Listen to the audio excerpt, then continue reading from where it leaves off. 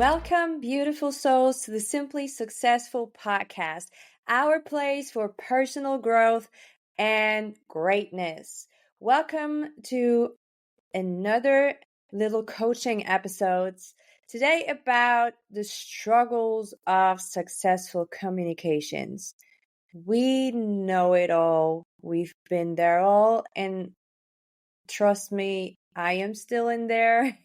Even getting better and better in communication and even teaching communication myself. But I think communication is the most needed yet complex topic of the world. And I try to navigate with you through some common traps and struggles today. And I hope this will be of value and insight for you, as it was for me once I acknowledged certain things and just know how to improve certain skills for better relationships at work, in private. Yet everywhere where people meet, we need to communicate. And we always communicate, even if we don't use words. We communicate with our body posture or facial expressions, how we enter the room, if we're even present or if our mind's wandering. Like, we communicate all the time, and the other person is interpreting our communication.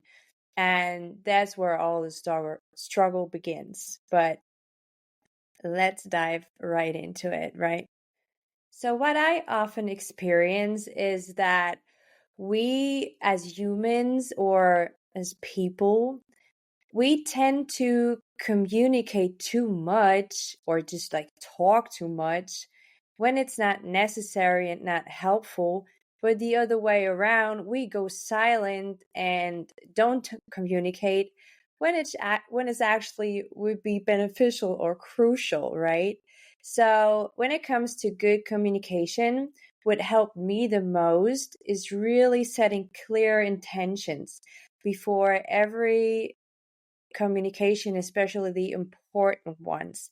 And you can start with before meetings, before one-on-one consultations, before maybe you have employee in for their annual conversation or annual reports, or you just have like meetings in general, you have an interview maybe upcoming, or even an important topic at home or in your private life.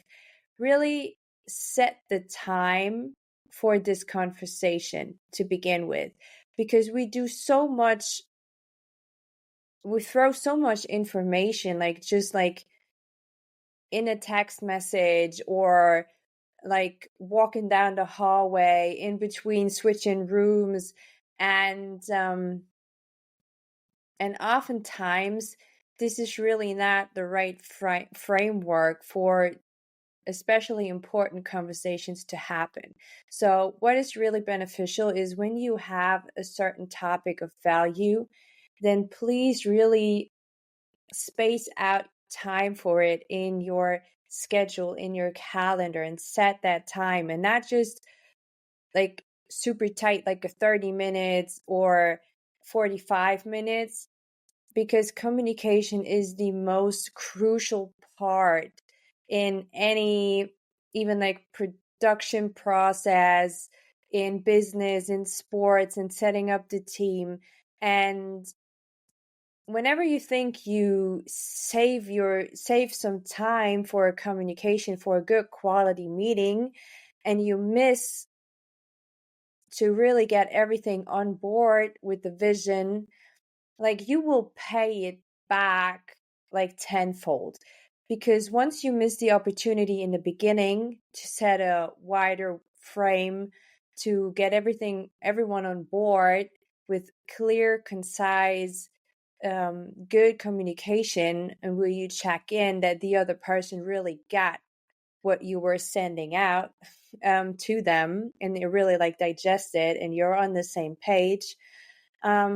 If you're not being very like intentional with that first initial meeting or information, you will really pay it back, because if people are not on the same page, there will be redundant work, there will be intransparency, there will be confusion, and all this will lead to problems along the way or even delays. So I really want to encourage you to set up a certain time frame for communication and really be present in this.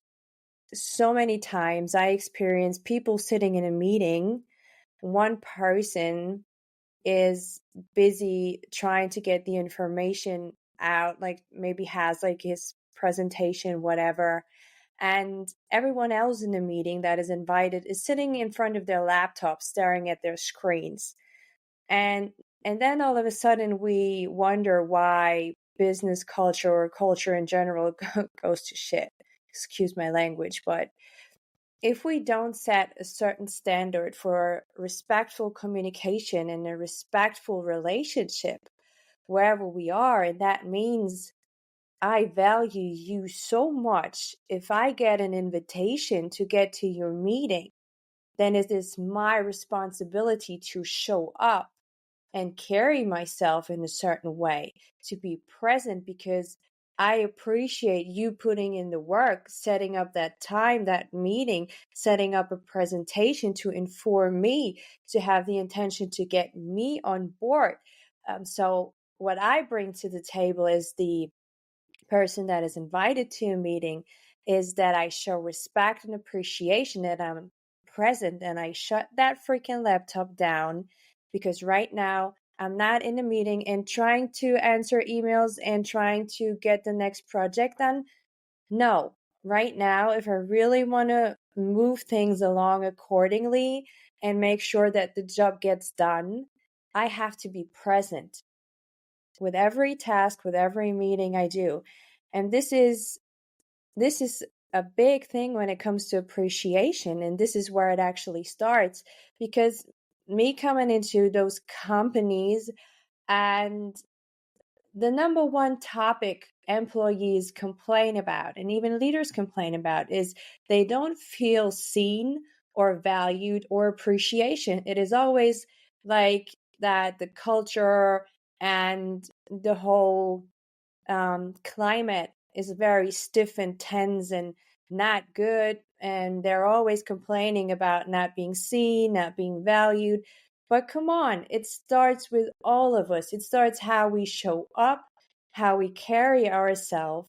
And if I am not able to show up in a meeting, appreciating the person that's holding that meeting, showing up, being present, and signalizing him, I'm here, I'm seeing you, I'm hearing you, and I'm validating that you invited me and you want my opinion on this, and that we're working together as a team.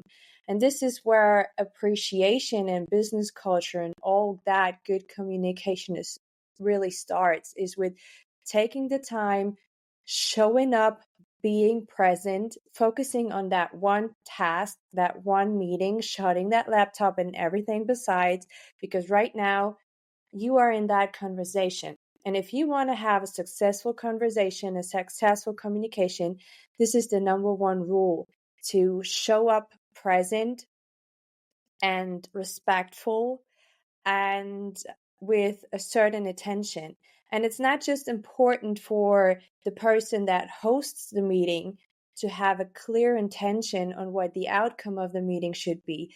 You as an attendee as well should have a clear intention and goal. And with that, you should go into it and you make sure that you meet that goal and that you meet each other's goals in order for it to be a successful meeting.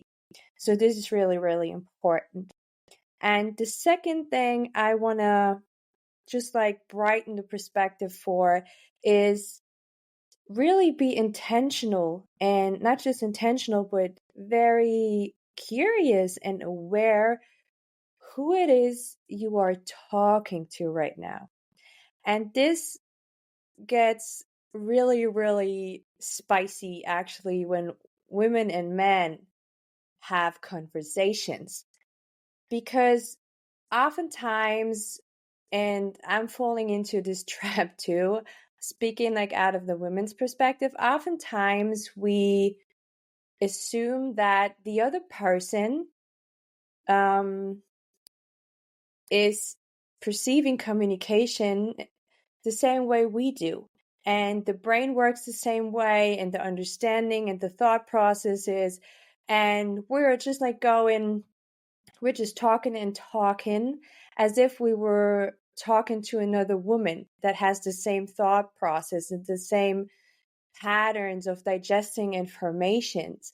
And then we really get frustrated and we take things personal and we think, oh, he's not responding like I'm expecting him to do, like I would do it or another woman would do it. Oh, he must be not interested. He must be dismissive of my needs. He must be not validating or appreciating what I have to say. And we are not allowing us to really learn about the other person. And what I learned when it comes to men, and this is for the women listening, we tend to ask a question and we don't give the man the time to process things, because as women we ask a question and we immediately can come up with an answer, but men aren't primed that way, right? You ask them a question and then they sort they're single focused, so they really are searching for the best possible answer, and that may take some seconds, which is totally fine, but we're not allowing ourselves anymore, especially in meetings or in any conversation, to really sit with that silence, to allow the other person the space to actually reflect and respond in order to impulsively react. And what we women tend to do then is we don't wait, or we don't give the space, and we can't stand the silence, and we just simply think they're ignoring us because they must have heard what we have to say. And so we reframe it. And so we interrupting his thought process. And now he has another question. And now the whole thought process starts over again. And now he's single focused on that new reframe question, again, searching for the best answer. And then what women do is, okay, he's still not getting it. Now I'm giving him multiple choice questions. And this is where we completely lose them, because men are single focused and then they get like frustrated.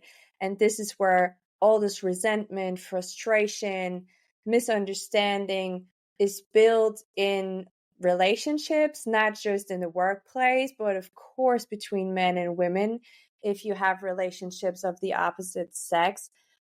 But the same is in general for everyone. Like even with women, there are women that are more on the introvert side, more on the more logical brain, and they're more like in their thought process is like men. So in general, like we should give each other space to actually digest what we just asked or brought up, to give the other person the possibility to actually divert and digest the information and like come up with a response in order to not react impulsively. And instead of like firing like more and more questions of the same kind onto them, and they're just like shutting down, and the whole communication's like freezing and shutting down, because all of a sudden the person that we try to have a communication or try to force answers out of is shutting down and is getting in survival mode, because they definitely feel attacked. So this is like another thing I want to share with you when it comes to communication. Really reflect on your own communication. Do you really acknowledge who is sitting in front of you. Is it another man? Is it another female? And what is their character? Is it more an introvert, more an extrovert? Is it someone that is very good with words and has always a good response? Or is it someone that naturally is a type that first needs to digest the information, needs a bit more time to come up with an answer or to speak up? And do you really acknowledge who's sitting in front of you? Or are you expecting the same space and same speed and same kind of communication from every person in front of you? And maybe even do you expect everyone else to communicate in the same way you do? Because oftentimes we fall into that trap just because communication comes easily to us, maybe especially like when we are like entrepreneurs, professional athletes, leaders of some kind. Like maybe it comes naturally, but or maybe we just trained it for years to speak in front of a crowd, to communicate all day long. Like we know some tips and tricks, we know about storytelling, like we really crafted that skill for us. And then we're sitting there and expecting the other person to meet the same level of communication skills we have. And that is actually not right. So it's good to always like take a deep breather and really not just have an intention for the next communication, but really think about who is it that I am going to have the communication with? Who is that person? Is it a male or female? What is their language? How do they digest and understand information? And how can I reframe my message in order to make sure that they really get it? And in order to reduce misunderstanding, in order to reduce anything that can come between us finding common sense. This is like really, really important. And with that expectation trap, oftentimes there comes the perfection trap. And what does that mean? If someone doesn't react in the way we expect them, we get frustrated, or we say, oh, he or she is so stubborn, is so insensitive. How can she not see that this task at hand was necessary right now? And I've talked to him like 10 times about this already. So how dumb must he or she be? So we become very quick to judge, and in relationships to punish each other, like culture, like valuing it or like interpreting it like as misbehavior or misbehaving or behaving bad intentionally. And then we tend to punish the other person with like cold shoulder treatment or you name it, all those psychological games we play in order to force something out of another human being. And when our egos get the best out of us. And that is just really, really crucial sometimes or oftentimes to reflect on and really ask yourself, okay, he or she is insensitive or dumb or lazy or whatever, in comparison to what? And oftentimes we have this ideal of a perfect version, a perfect person, and we compare other people to this ideal. And this is actually not right, because on the other hand, we don't want to be punished or treated a certain way if we are not showing up perfect, because this is a goal no one would ever reach, even if you aim for it. But that's maybe a whole nother episode. But really like taking a step back and saying, okay, who am I comparing this to what like ideal version, and is this really fair to treat the person a certain way and to compare their behavior and they just like make my judgments and prejudices. And this is something, even if it builds up over time, that can really build a huge brick wall between two people and bring good communication and the possibility for good communication almost to a standstill. And I'm finding myself getting into companies and really like trying to bulldoze those brick walls down that are built out of resentment and misunderstanding for sometimes so many years in relationships and companies,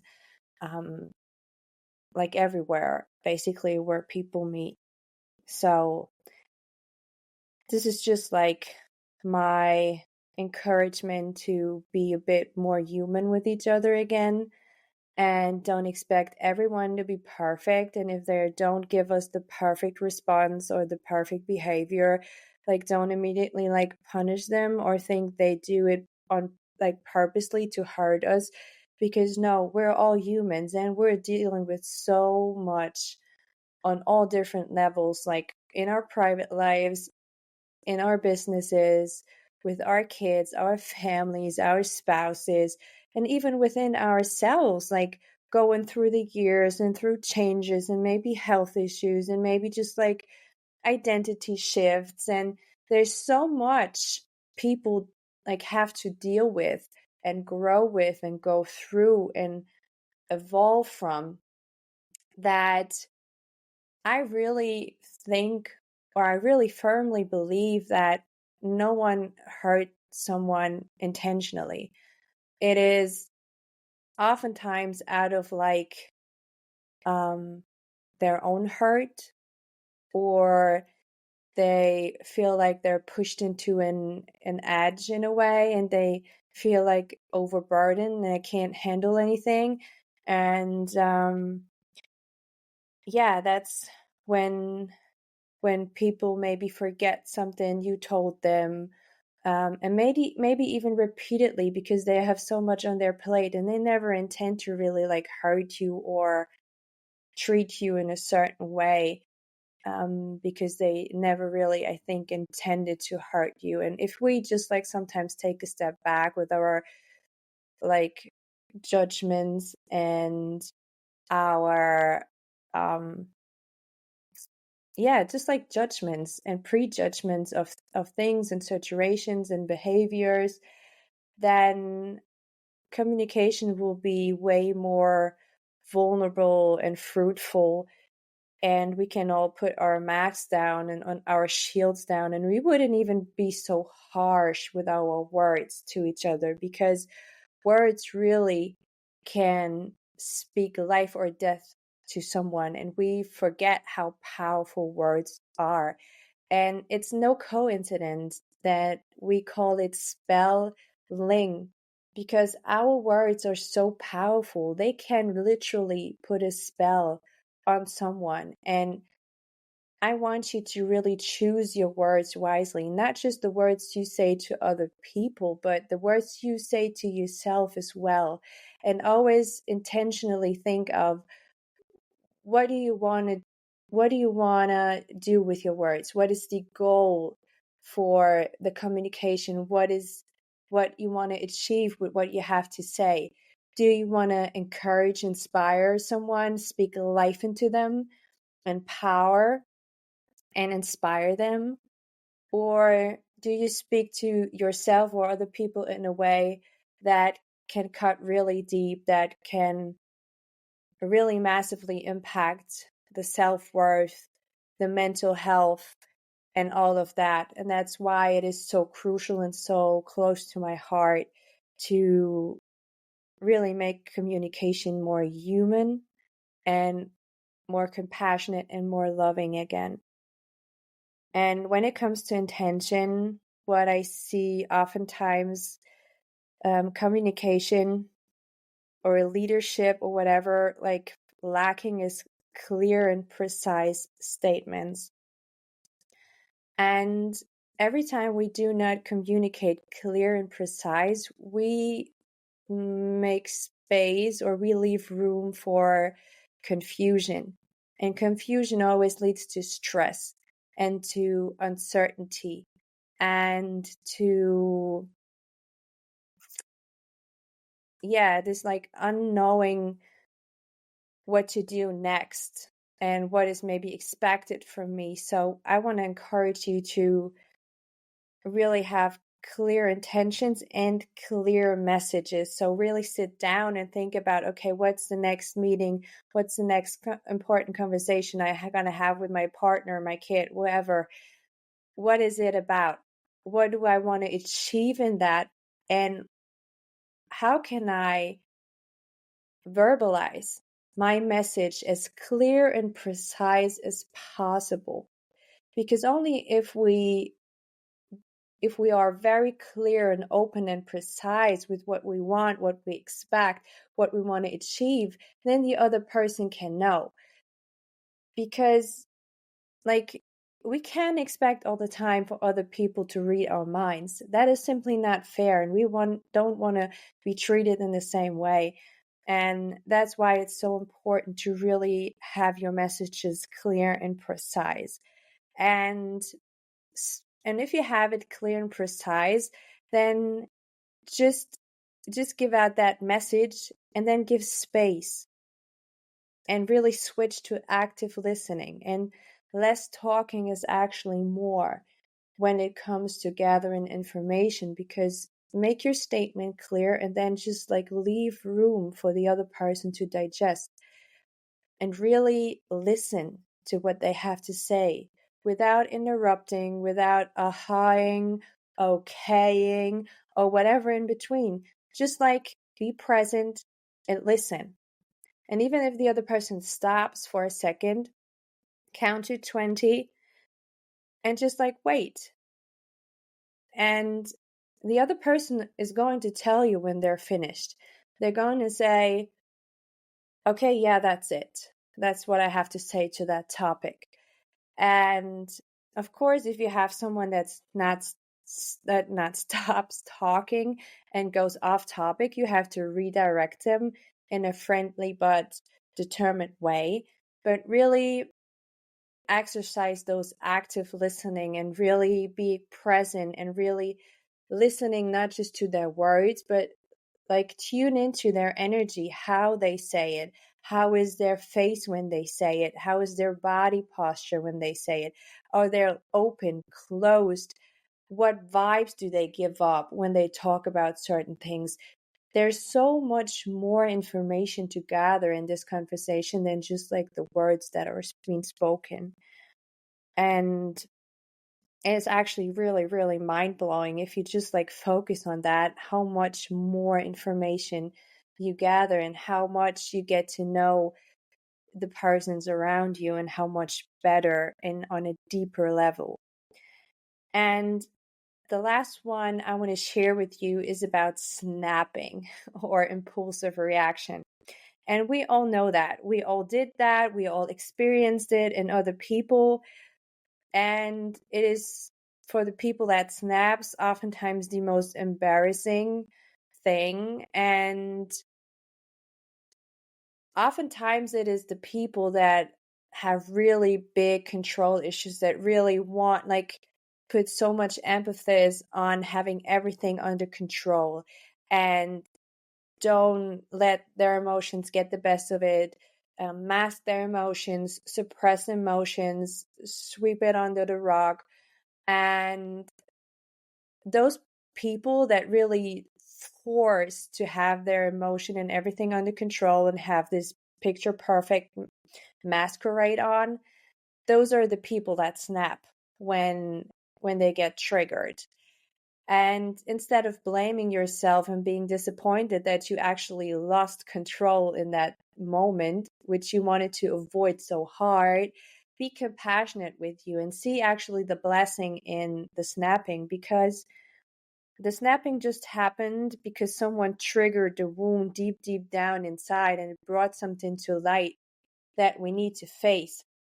And it reminds us of rather facing our emotions in an intelligent way regularly, like taking time for us to reflect on our emotions, to feel emotions, to get a healthy release for certain emotions, than to put the lid on it and waiting for it to explode when it's the least beneficial, actually.